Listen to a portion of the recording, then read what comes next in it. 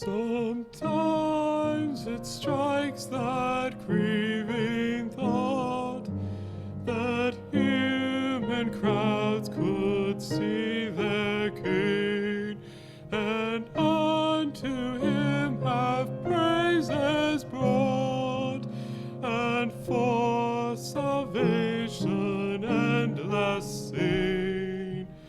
But once he sells himself to death, to overthrow man's tyrant king, the crowd see heaven's might has left, and flee while heaven's grace will reign.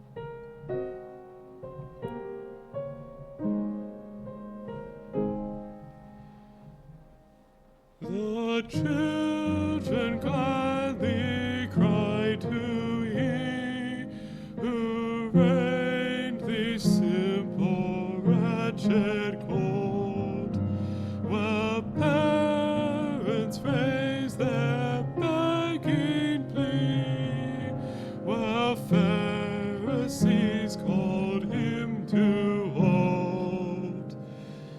But soon the sheep cursed David's son, as crucify became their plea. Also the massive graveyard stone would open wide his mouth with glee. And yet his prophecies did seed within that praising, shouting crowd.